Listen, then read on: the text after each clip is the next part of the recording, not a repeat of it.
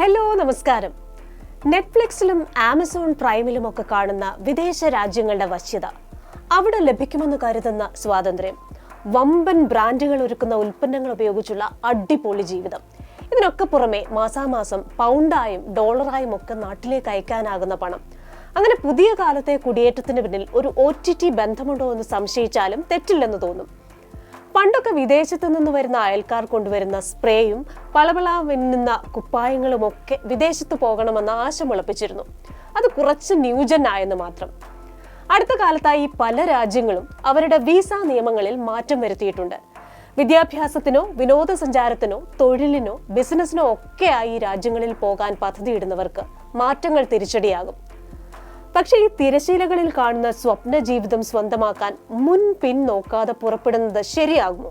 ഇന്ത്യക്കാർ വിദ്യാഭ്യാസത്തിനും തൊഴിലിനുമായി പോകുന്ന പല രാജ്യങ്ങളിലും പലതരം നിയന്ത്രണങ്ങൾ വരുന്നെന്ന വാർത്തകൾ തിരിച്ചടിയാകുമോ? മിന്നുന്ന ലൈഫ് സ്റ്റൈൽ സ്വപ്നം കണ്ട് ഈയാമ്പാറ്റകളെ പോലെ പാറിയെത്തുന്നവർ ചിറകറ്റു പോകുമോ? നോക്കാം. ആദ്യം നമുക്ക് കാനഡയിലേക്ക് പോവാം. കുടിയേറ്റത്തിന് പ്രിയമേറിയ രാജ്യങ്ങളിൽ 1ാം റാങ്ക് കാനഡയ്ക്കാണ്. മലയാളിയുടെ കുടിയേറ്റ സ്വപ്നങ്ങളിൽ മുൻപന്തിയിലുള്ള രാജ്യവുമാണ്.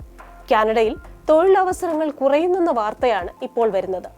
ജൂണിൽ 29 മാസത്തെ ഉയർന്ന നിരക്കായ 6.4% തൊഴിലില്ലായ്മ. യുവാക്കൾക്കിടയിലെ തൊഴിലില്ലായ്മ 13.5% ഉയർന്നെന്നും സ്റ്റാറ്റിസ്റ്റിക്സ് കാനഡ പുറത്തുവിട്ട രേഖകൾ പറയുന്നു. തൊഴിൽ വിപണി തണുത്തുറഞ്ഞാണ് ഇരിക്കുന്നതെന്ന് bank of Canada governor Tiff മക്ലോവും പറഞ്ഞിരുന്നു. പല കമ്പനികളും മുഴുവൻ സമയ ജോലികളുടെ കുപ്പായം പാർട്ട് ടൈം എന്നാക്കി. വിദേശ വിദ്യാർത്ഥികളുടെ കുത്തൊഴുക്കങ്ങ് കൂടിയപ്പോൾ വിദേശ വിദ്യാർത്ഥികളുടെ എണ്ണത്തിന് പരിധി കൊണ്ടുവരുമെന്ന് കനേഡിയൻ കുടിയേറ്റ മന്ത്രി മാർക്ക് മില്ലർ പറഞ്ഞിരുന്നു. ഭവന പ്രതിസന്ധി ചിലയിടങ്ങളിൽ അതിരൂക്ഷമാണ് താനും. എത്തിപ്പെടുന്ന വിദ്യാർത്ഥികൾ ഉള്ള സ്ഥലത്ത് അട്ടിയടുക്കിയതുപോലെ താമസിക്കേണ്ട ദുർഗതി. ഓസ്ട്രേലിയയുടെ ഇരുട്ടടി. കങ്കാരുക്കളുടെ നാട്ടിലേക്ക് ചേക്കേറാൻ കൊതിക്കുന്നവർക്ക് ഇരുട്ടടിയാണ് ഈ മാസം 1 പ്രാബല്യത്തിൽ വന്നിരിക്കുന്ന ചില വിസ നിയമ ഭേദഗതികൾ. കഴിഞ്ഞ കുറേ മാസങ്ങളായി പഠന വിസകളിൽ ഓസ്ട്രേലിയ നിരവധി മാറ്റങ്ങൾ വരുത്തിയിട്ടുണ്ട്. വിസ നിഷേധിക്കാൻ കൂടുതൽ കാരണങ്ങൾ ഒരുക്കുന്നതാണിത്. ഒരു തവണ വിസ നിഷേധിച്ചാൽ വലിയ തുക വിസ ഫീസിനത്തിൽ നഷ്ടമാകും. ഓസ്ട്രേലിയയിൽ നിന്ന് വിസയ്ക്ക് അപേക്ഷിക്കാനാവില്ലെന്ന നിയമവും വിദ്യാർത്ഥികൾക്ക് തിരിച്ചടിയായിട്ടുണ്ട്. സന്ദർശക വിസയിലുള്ളവരും TGV ഹോൾഡർമാരും സ്റ്റുഡന്റ് വിസയ്ക്ക് അപേക്ഷിക്കുന്നതിന് ഇത് തിരിച്ചടിയാകും. ബ്രിഡ്ജിംഗ് വിസ ഇല്ലാതാകുന്നത് നിരവധി പേരെ ബാധിക്കും. വിദ്യാർത്ഥികൾ കാണിക്കേണ്ട ആസ്തി വർദ്ധിപ്പിച്ചതും പ്രതിസന്ധിയായി. കുറഞ്ഞത് 29,710 ഓസ്ട്രേലിയൻ ഡോളർ അഥവാ 16.73 ലക്ഷം ഇന്ത്യൻ രൂപയാണിത്. കഴിഞ്ഞ ഒക്ടോബറിൽ 21,041 ഓസ്ട്രേലിയൻ ഡോളറിൽ നിന്ന് 24,505 ഓസ്ട്രേലിയൻ ഡോളറായി തുക ഉയർത്തിയിരുന്നു. 7 മാസത്തിനിടെ 2ാം തവണയാണ് വർധന. ഇതിനു പുറമെ വിദ്യാർത്ഥി വിസ ഫീസും കൂട്ടി. 710 ഓസ്ട്രേലിയൻ ഡോളറിൽ നിന്ന് 1,600 ഓസ്ട്രേലിയൻ ഡോളറായാണ് വർധന. എന്നാണ് ന്യൂസിലാൻഡിലെ മാറ്റം. കുടുംബത്തെ കൂടെ കൂട്ടാൻ ആഗ്രഹിക്കുന്നവർക്ക് തിരിച്ചടിയാണ് റെസിഡൻസി പാത്വേ ഇല്ലാത്ത അക്രഡിറ്റഡ് എംപ്ലോയർ വിസ ഉള്ളവർക്ക് സ്പോൺസർഷിപ്പ് പറ്റില്ലെന്ന നിയമം വന്നത്.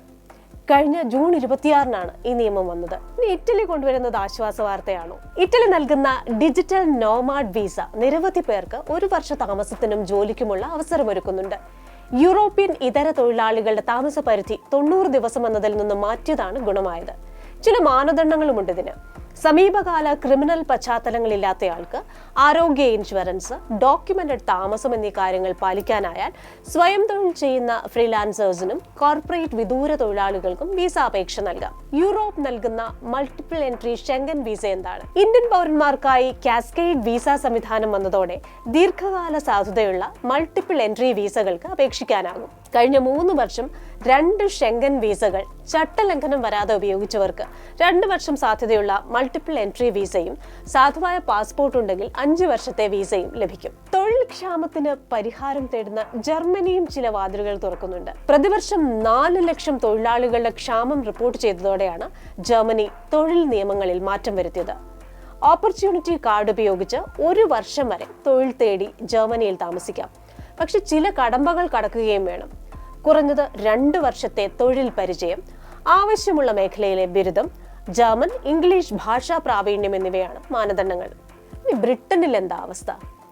കെയർ വിസയ്ക്ക് നിയന്ത്രണങ്ങൾ, പങ്കാളിയെ കൊണ്ടുവരുന്നതിനുള്ള ശമ്പള പരിധി ഉയർത്തൽ, ഇതൊക്കെ ബ്രിട്ടീഷ് കുടിയേറ്റ സാധ്യതകളുടെ തിളക്കം കുറച്ചിരിക്കുകയാണ്.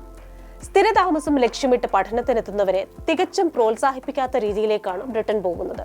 ബ്രിട്ടനിലെ ഭരണമാറ്റം ഇന്ത്യക്കാർക്ക് ആശാവഹവും. കുടിയേറ്റ വിരുദ്ധരെന്നറിയപ്പെടുന്ന കൺസർവേറ്റീവ് പാർട്ടിയിൽ നിന്ന് ഒരു വ്യാഴവട്ടത്തിന് ശേഷം ലേബർ പാർട്ടിയിലേക്ക് അധികാരമെത്തുമ്പോൾ പ്രതീക്ഷയേറുകയാണ് മലയാളികൾക്ക്. എന്നാൽ സമ്പദ് വ്യവസ്ഥയിലെ പ്രശ്നങ്ങൾ പരിഹരിക്കപ്പെടാതെ നിലവിലെ അവസ്ഥയിൽ ഉടൻ മാറ്റം വരില്ലെന്നാണ് നിരീക്ഷകർ പറയുന്നത്. മാത്രവുമല്ല, കുടിയേറ്റ നിയന്ത്രണം തന്നെയാണ് ഇരു പാർട്ടികളുടെയും നയമെന്നും ഇതിൽ കാതലായ മാറ്റമൊന്നും പ്രതീക്ഷിക്കേണ്ടെന്നും വിദഗ്ധർ പറയുന്നു. ഇന്ത്യൻ പ്രവാസി സമൂഹവുമായുള്ള ബന്ധം മെച്ചപ്പെടുത്തുമെന്ന് ലേബർ പാർട്ടിയുടെ പ്രകടന പത്രികയിലുണ്ടായിരുന്നു. അമേരിക്കയിലെ ഇന്ത്യൻ വിദ്യാർത്ഥികൾക്ക് ന്യൂയോർക്കിലെ ഇന്ത്യൻ കോൺസുലേറ്റ് നൽകുന്ന സഹായം. പഠന ജീവിത ചെലവാണ് അമേരിക്കയിലെത്തുന്ന ഇന്ത്യൻ വിദ്യാർത്ഥികൾ നേരിടുന്ന ഏറ്റവും വലിയ വെല്ലുവിളി. ഫണ്ടിങ്ങോ സ്കോളർഷിപ്പോ ഇല്ലാത്ത വിദ്യാർത്ഥികൾ വൻ ഫീസ് നൽകേണ്ടി വരും. പോരാത്തതിന് പുറത്തിറങ്ങിയാൽ ഉപ്പ് തൊട്ട് കർപ്പൂരം വരെ ഡോളർ രൂപ നിരക്ക് മാറ്റി ആലോചിക്കുമ്പോൾ പട്ടിണി കിടന്നാലോ എന്ന് തോന്നിപ്പിക്കുന്ന അവസ്ഥ. ഒരു പാക്കറ്റ് പാർലേജി ബിസ്ക്കറ്റ് വാങ്ങണമെങ്കിൽ $2 മുകളിൽ നൽകണം. എന്ന് വെച്ചാൽ 160 രൂപയ്ക്ക് മേൽ.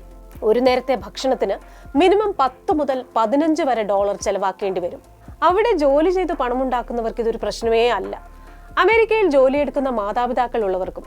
പക്ഷേ ഇന്ത്യയിൽ കഷ്ടപ്പെട്ട് പണിയെടുത്തുണ്ടാക്കുന്ന പണം ഡോളറിലേക്ക് മാറ്റി ചെലവാക്കുമ്പോൾ ആർക്കും ഉള്ളൊന്നു കാണും. അതിനൊരു പരിഹാരമെന്ന നിലയിലാണ് പഠനത്തോടൊപ്പം വരുമാനം കൂടി കണ്ടെത്താൻ സഹായവുമായി ന്യൂയോർക്കിലെ ഇന്ത്യൻ കോൺസുലേറ്റ് എത്തിയിരിക്കുന്നത്.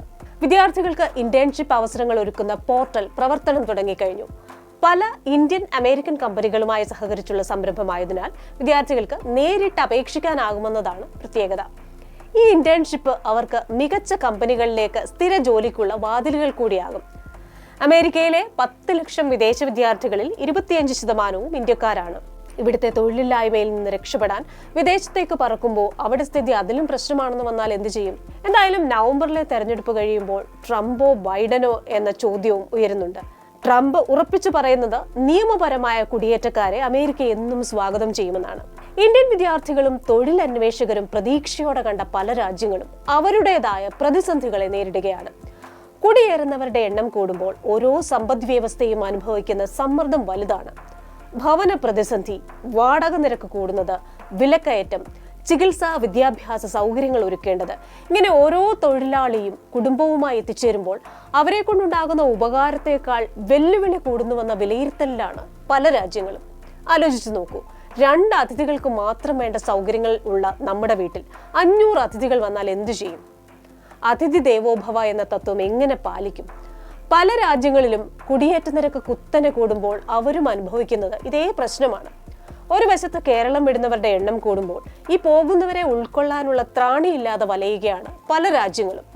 ഇതിനിടയിൽ വിദേശ ജോലി വാഗ്ദാനം ചെയ്ത് ചതിക്കുന്ന ചില തട്ടിപ്പുകാരുമുണ്ട്. എല്ലാവരും പോകുന്നു എന്നാൽ ഞാനും പോയേക്കാമെന്ന ട്രെൻഡിനൊപ്പം ഓടാനൊരുങ്ങും മുന്നേ നിങ്ങൾ പോകാൻ ഉദ്ദേശിക്കുന്ന രാജ്യത്തെ സാഹചര്യങ്ങളും അവസരങ്ങളും ശരിയായി അന്വേഷിക്കുക. ഉള്ളതെല്ലാം വിറ്റുപെറുക്കിയും കടമെടുത്തുമൊക്കെ കുടുംബത്തെ കരകയറ്റാനുള്ള പോക്ക് ഒഴിയാ ദുഃഖമായി മാറരുത്. നിരുത്സാഹപ്പെടുത്തുകയല്ല, വിദ്യാഭ്യാസത്തിലും തൊഴിലിലും ഒക്കെ മികച്ച അവസരങ്ങളുണ്ട്. അത് തിരിച്ചറിയണം.